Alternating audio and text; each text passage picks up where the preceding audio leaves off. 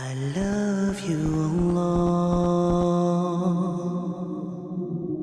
My dear brothers and sisters, in a world filled with distractions and the pursuit of personal gains, it is easy to forget the immense power of Allah. Recently, we witnessed devastating images and videos from the wildfires in Los Angeles.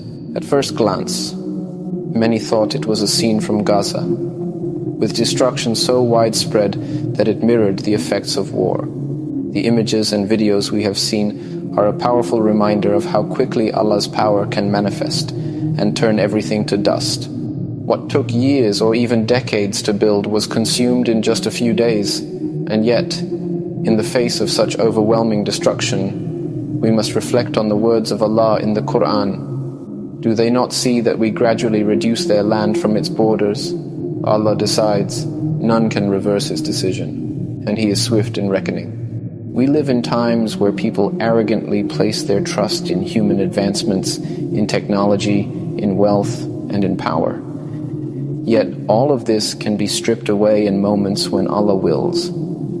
Just as the fire consumed vast regions in Los Angeles, leaving nothing but desolation, Allah's punishment can descend upon any people, at any time, and in any form. Think of the people of Ad and Thamud. They were mighty nations, full of pride in their strength and achievements. Yet Allah's punishment came to them as a wind, and their glory was wiped from existence. The Quran reminds us, and we sent against them a screaming wind during days of misfortune to make them taste the punishment of disgrace in this worldly life. But the punishment of the hereafter is more disgraceful, and they will not be helped. There is a dangerous arrogance that leads us to believe that we are in full control of our destinies. In times of peace and comfort, we may become so sure of our strength, our wealth, our knowledge, and our power that we forget that everything is under Allah's dominion. Just think about it. Despite all of our advancements, it is ultimately Allah who controls all affairs. We can try our best, but we must never forget that everything is by His will. These events are reminders that we are not in control. Allah is. Consider the bold statements made by some of the world's leaders. When they speak, their words echo with force, asserting power and control. But let us be reminded, my brothers and sisters, that while humans may make such bold claims, it is Allah alone who has the power to bring calamities with the slightest of His commands. We cannot become so arrogant as to think we are the ones who control the world. There is no might, no strength, no power except with Allah.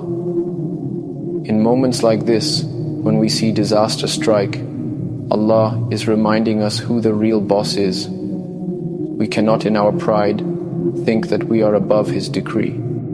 The destruction caused by the fires, or any disaster that we witness, is a humbling reminder that the true power lies with Allah. Our lives are fragile, and everything we hold dear can be taken away in an instant. Allah tells us in the Quran, "And it is He who created the heavens and the earth in 6 days. His command is only when He intends a thing that He says to it, 'Be,' and it is." This should make us reflect deeply.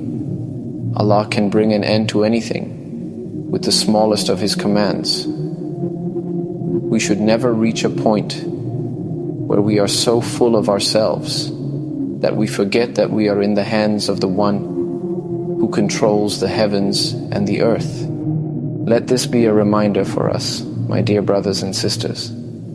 At times like these, when the world seems out of control, when fires, hurricanes, earthquakes, or any calamity sweeps through the land, we must recognize that it is Allah who holds the reins of everything. We are nothing but His creation, and we must return to Him in humility, seeking His mercy and forgiveness.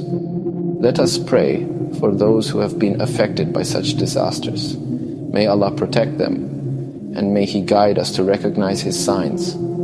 Let us humble ourselves before Him, acknowledging that we are not in control and that everything belongs to Him alone.